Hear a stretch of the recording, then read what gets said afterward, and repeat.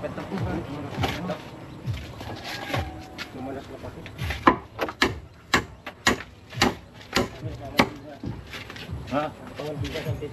Maraming itama pa ako. Harap ng bahay niya. Pamili na po sila. Babalik na lang sa mamaya. At kasalukuyang binababa ng mga buhay ng hardware yung order ko kahapon. Bakal. Nauna na yung buhangin kanina.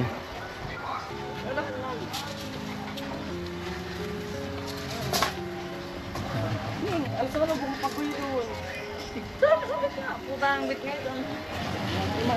Matibay na pundasyon ng isang ginagawang building.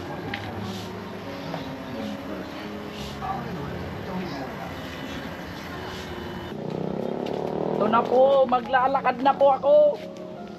Tigbak. Taulo. Tabang. Am I really that much to handle?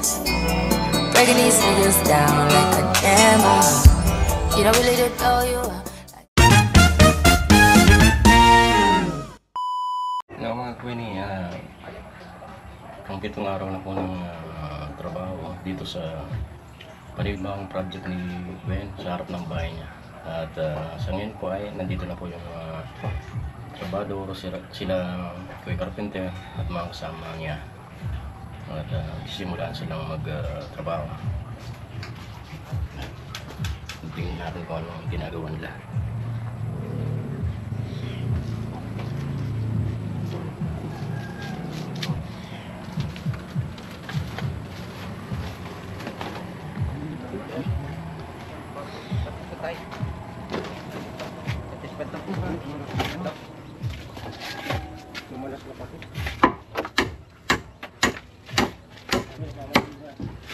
Ha? Maraming itama pa ako. Ulo. Para pa ako sanay ka. Ito pa pala visa.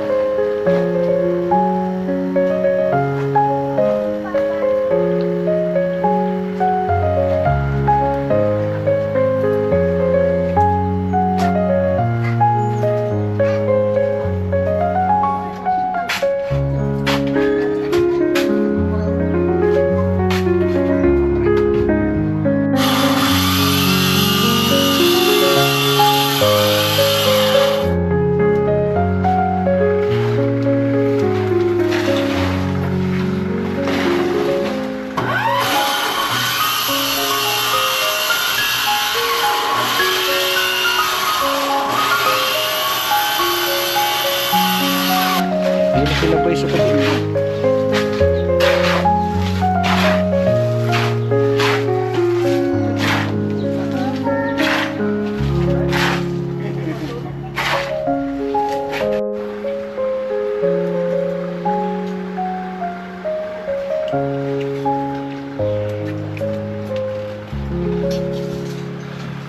Mga Queenie, at tapos na naman yung kalahating araw ng ano nila, Kuya Carpenter. trabaho dito sa project ni Gwen, harap ng bahay niya. Pumuwi na po sila, babalik na lang sila mamaya. At kasalukuyang binababa ng mga buhay ng hardware yung order ko kahapon. Yung bakal ano na yung buhangin kanina. Siguro nandyan na yung graba. Ayan, yung buhangin.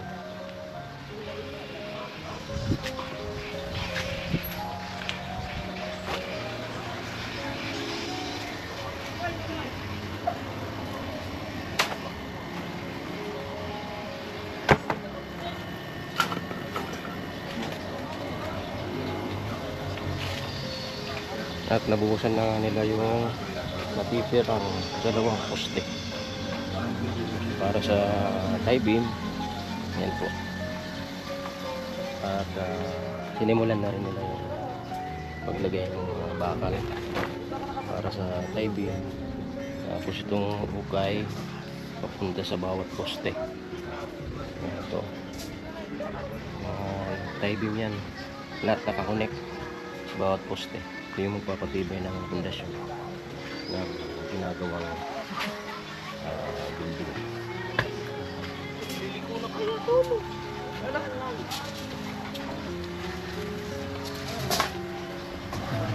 Alas na lang bumpa ko yun. Sabit nga. Putang bit nga ito. Iman na nga sabit nga.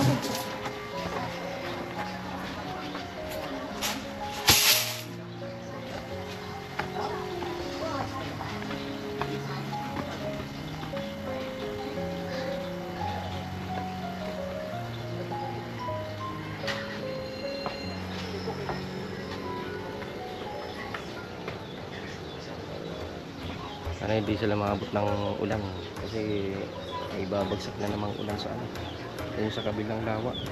Baka pumunta din dito yung ulan. Napakaitim dun sa kabila. Itim ng ulap.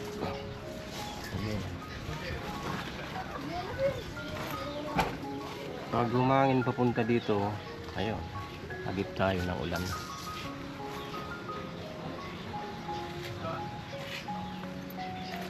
Ayan, tie beam.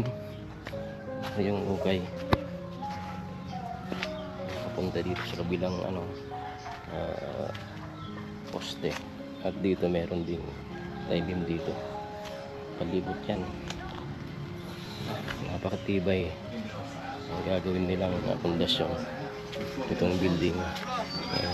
Sulit naman yung yung gastos nito kasi hindi basta-basta yung pagtatayo ng matibay na pundasyon ng isang ginagawang building.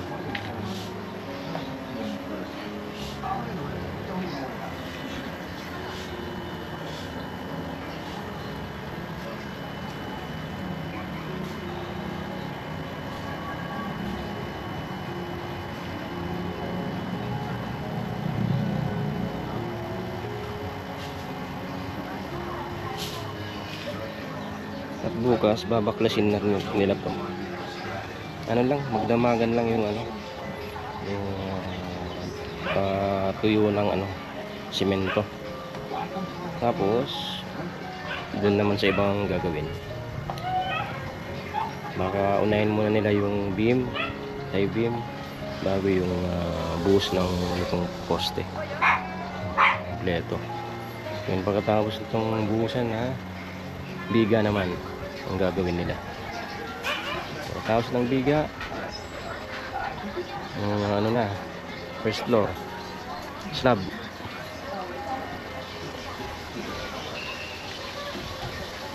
Ang 7 araw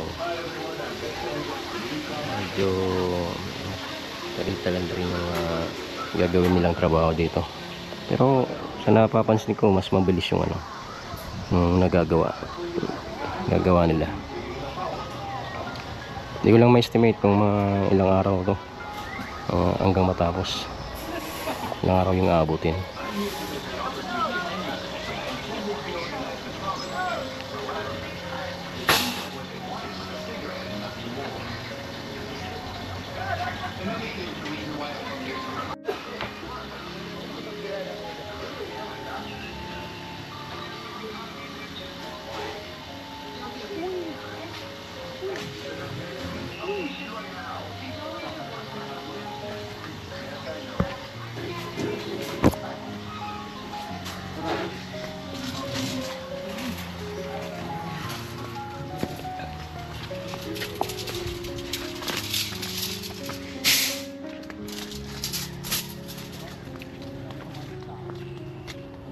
At kukunin natin ng clip yung ano, deliver. Anong laman ito?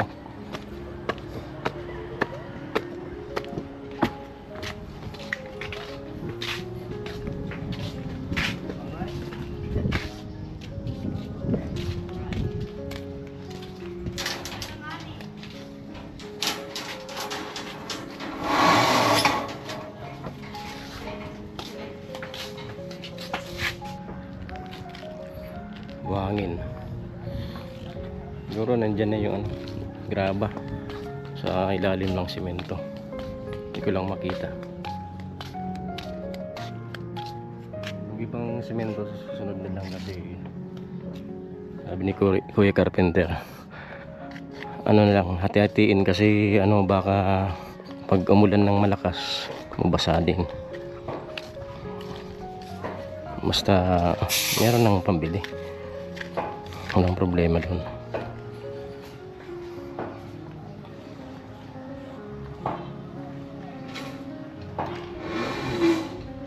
Yung mga Gwenny at nagkakaroon na nga ng mukha yung ginagawang project sa harap ng bahay ni Gwen. At ayan, mamaya abang na lang po kung ano yung mga susunod na gagawin nila Kuya Carpenter dito sa project na to. Half day, tapos na yung half day ng ibang 7 araw. Mamaya naman yung half day ang kumpleto sa isang araw. Yan po mga Gwenny. Ano muna yung update ko dito sa ginagawang project harap ng bahay ni Gwen. Ang lakas ng ano, basta naman nang ibubus na ulan, no?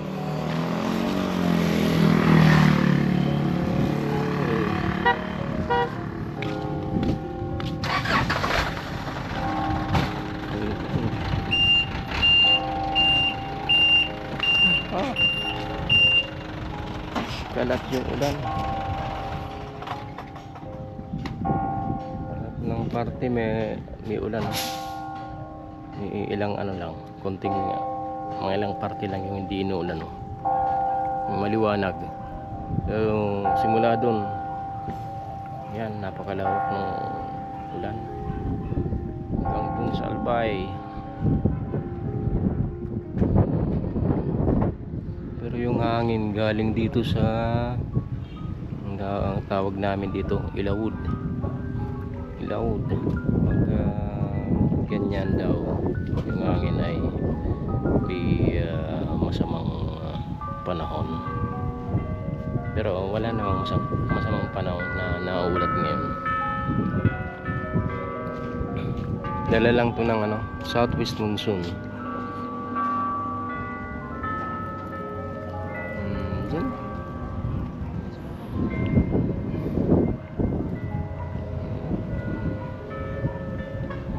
Hindi na kagaya ng dati nung nasa kasagsagan pa ng hanging abagat. Grabe yung alon dito. Daga.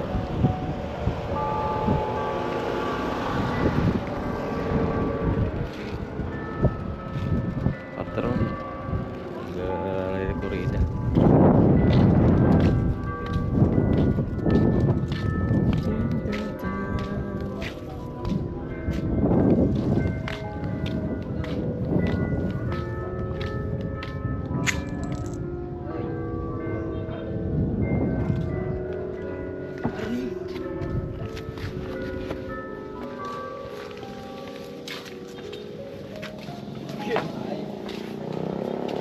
na po, maglalakad na po ako.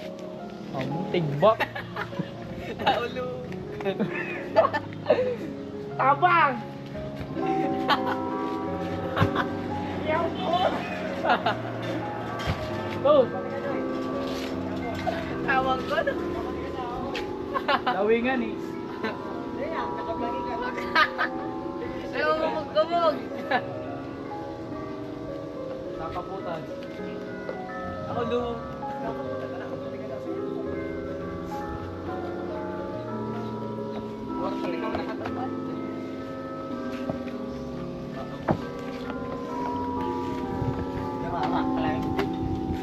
Umugumog na yung buloy. Hindi ka man. Hindi mo kaya maranasan.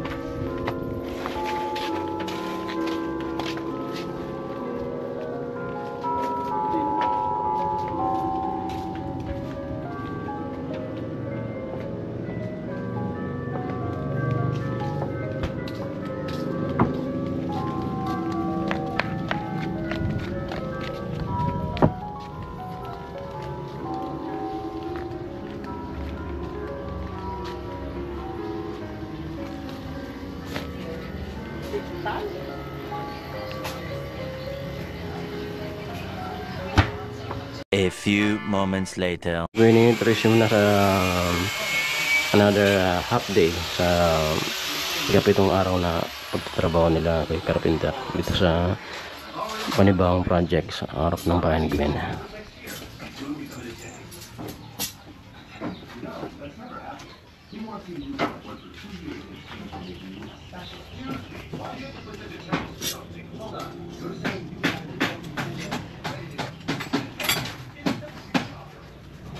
Naman ang resibo ko yan. Ha? Resibo. Sa ako.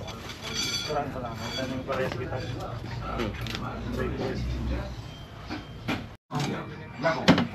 Why are you working here? You're here to polish a resume after graduating from such an embarrassment of a university. Ang ginawan na dati yung forma ng tie beam. At yun na nga yung susunod nila. All while you keep going on this hill. Guess what? Those credentials are I have them. That's right. I went to Harvard National University. That's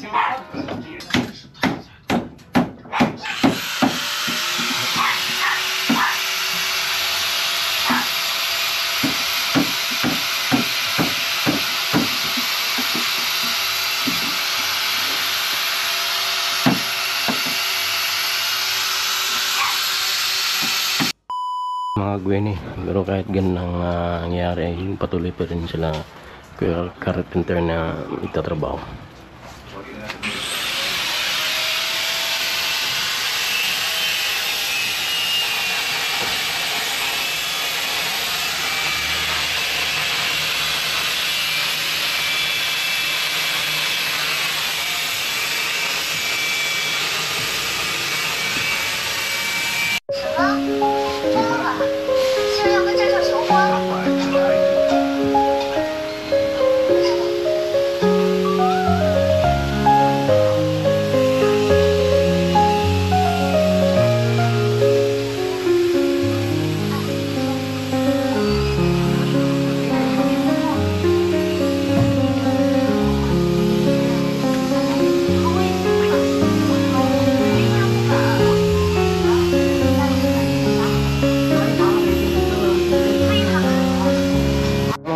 At natapos na po yung pampitong araw na trabaho nila Koy Carpenter. At itong ulan ay bumuhos mga sa anong oras din? Nagkuran? Ha? Anong oras? Mga 3:30 ng hapon. Bumuhos hanggang ngayon. Pero may ginagawa naman sila dito sa ano ng trapal. Kaya okay naman, marami naman yung tapos nila. Kapag ano pa sila ng tie beam, kapag latag, yung sa unahan ay okay na. Pupurman na lang. Tapos itong ano sa gilid at sa gitna, inumpisan nila. Bukas sana ay gumanda na yung panahon kasi mapipending yung trabaho. At yung semento naman ay tinakpan na muna ng plywood, yung trapal, para hindi maulanan. Yung ang tawag sa amin apgi, hindi maapgi yan, para di mabuo yung semento pag nabasa. Yan mga gwining. At abang-abang na lang po kung anong mga susunod na magaganap dito sa magagawa pa dito sa kasalukuyang project sa harap ng bahay ni Gwen. At sa ngayon po ay hindi kayo makakapagtinda kasi itong ulan ay ayaw tumigil. Kapag ganito yung ulan tuloy-tuloy ay wala namang mga tao ang pupunta dyan sa boulevard. Kaya kung sakaling magtitinda kami, magpipilit magtinda, malulugi rin naman kasi wala namang bibili kasi maulan nga. Ayan po. At yan na po muna yung update ngayong araw na to. Abang-abang na lang po mga kagwining. Suot ko. Kahit lang suot ko. Pambahay.